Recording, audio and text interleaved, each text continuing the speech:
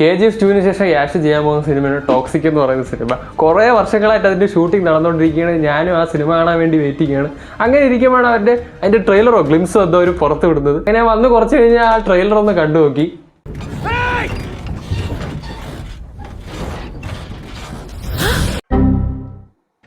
ഈ ട്രെയിലർ റിലീസായിട്ട് കുറച്ച് ദിവസമായി. ഇതിൻ്റെ പേര് ഒരു കോൺട്രവേഴ്സീസ് ഒക്കെ നടക്കുന്നുണ്ട്. ഓണസ്റ്റ്ലി എനിക്ക് ഈ ട്രെയിലർ ഇഷ്ടമായെന്ന് ചോദിച്ചാൽ എനിക്ക് ഈ trailer teaser character teaser water may be അത് കണ്ടിട്ട് എനിക്ക് ഒട്ടും ഇഷ്ടപ്പെട്ടിട്ടില്ല.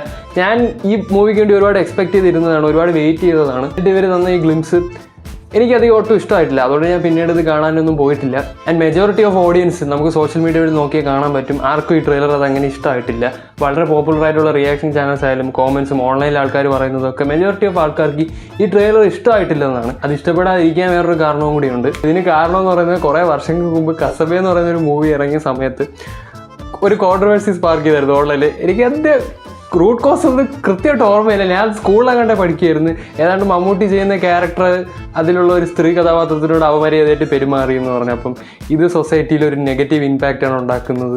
അപ്പോൾ അത് പാർവതി എങ്ങനെയാണ് സംസാരിച്ചുകൊണ്ടിരുന്നത്. ആ സമയത്ത് ഗീതു മോഹൻദാസ് സൈഡിലുണ്ടായിരുന്നു. എനിവേ മെൻഷൻ ചെയ്യാൻ വിട്ടു, ഗീതു മോഹൻദാസാണ് ടോക്സിക് ഡയറക്റ്റ് ചെയ്യുന്നത്. സോ ഗീതു മോഹൻദാസ് സൈഡിൽ നിന്നിട്ട് ആ സിനിമയുടെ പേര് പറയാൻ പാർവതി ഫോഴ്സ് ചെയ്തിട്ടുണ്ടായിരുന്നു. അപ്പോൾ ഇവർ ഈ കാര്യം സൊസൈറ്റിയിൽ ഉണ്ടാക്കുന്ന ഇമ്പാക്റ്റ് വളരെ മോശമായിരിക്കും. ഒരു സിനിമയിലെ മെയിൻ ക്യാരക്ടർ ഇങ്ങനെ ചെയ്യുന്നത് വളരെ മോശമായ ഒരു പ്രവൃത്തിയാണെന്നൊക്കെ ഇവരന്ന് പറഞ്ഞിരുന്നു. അവർക്ക് തോന്നിയൊരു കാര്യം, അവരുടെ ഒരു ഒപ്പീനിയൻ അവർ ഷെയർ ചെയ്തു. അത് ഷെയർ ചെയ്തത് ഒരു സോഷ്യൽ പ്ലാറ്റ്ഫോമിൽ അല്ലെങ്കിൽ മീഡിയാസൊക്കെ ഉള്ള സ്ഥലത്തായതുകൊണ്ട് അവരങ്ങനെ ഷെയർ ചെയ്തതുകൊണ്ട് ആ ഒരു കാര്യത്തിനോട് യോജിക്കുന്ന ആളുകളുണ്ടാവും, യോജിക്കാത്ത ആളുകളുണ്ടാവും. ഇന്നത്തെ സമയത്ത് ഫേസ്ബുക്കൊക്കെ അല്ലേ ഉണ്ടായിരുന്നു. അപ്പോൾ കുറേ ആളുകൾ അതിൻ്റെ അകത്ത് വിമർശിക്കുന്നത് കേട്ടായിരുന്നു. ഒരുപാട് പേര് ഇതിനെതിരെയാണ്, ഇവർ പറഞ്ഞത് ശരിയല്ല എന്നൊക്കെ പറയാൻ കേട്ടിട്ടുണ്ട്. വാട്ടവർ മേ ബി അവരുടെ ഒപ്പീനിയൻ പറഞ്ഞു.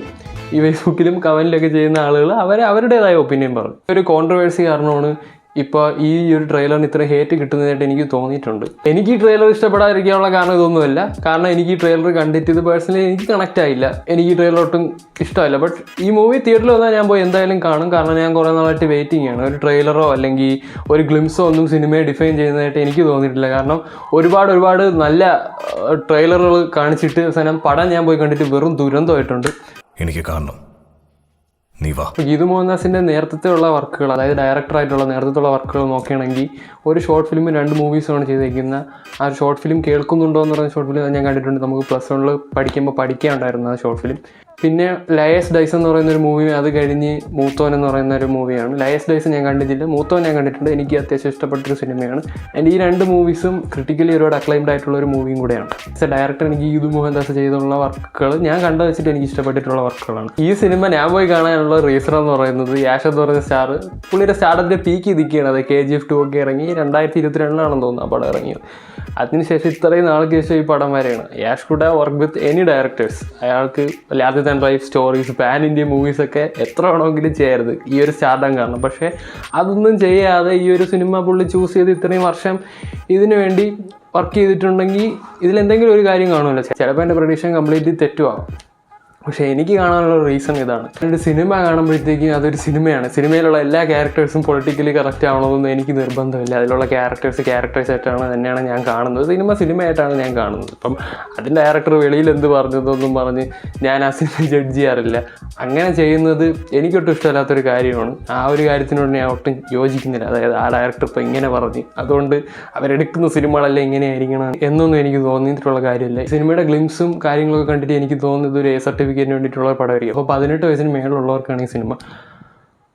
ആ 18 വയസ്സിന് മേലുള്ളവർക്ക് ഈ സിനിമയിൽ കാണിക്കുന്ന സിനിമ ഏതാണ്, യാഥാർത്ഥ്യം ഏതാണെന്നൊക്കെ മനസ്സിലാക്കാനുള്ള ശേഷിയുണ്ടെന്നാണ് ഞാൻ വിശ്വസിക്കുന്നത്. ഇവർ പുറത്ത് പറഞ്ഞ സ്റ്റേറ്റ്മെൻറ്റ്സ് അതൊക്കെ വെച്ചിട്ട് ഇവർ സിനിമ ഇങ്ങനെ ആയിരിക്കണമെന്നൊക്കെ നമ്മൾ ജഡ്ജ് ചെയ്യുന്നത് വളരെ മോശമാണ്. അത് ഗീതു മോഹൻദാസിൻ്റെ വേറെയുള്ള മൂവീസിലായാലും വളരെ ടോക്സിക് ആയിട്ടുള്ള രീതിയിലുള്ള സീൻസുകളുണ്ട്.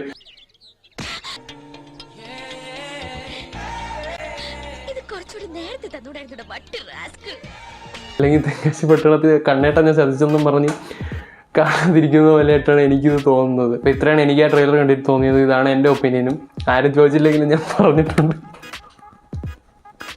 സോ നിങ്ങൾക്ക് ഈ വീഡിയോ ഇഷ്ടപ്പെട്ടിട്ടുണ്ടെങ്കിൽ തീർച്ചയായിട്ടും നിങ്ങൾക്ക് ഈ വീഡിയോ ഇഷ്ടമാവും. അപ്പോൾ അടുത്തൊരു വീഡിയോ കാണുന്നവരെ ഗുഡ് ബൈ. KGF 2-ന് ശേഷം യാഷ് ചെയ്യാൻ പോകുന്ന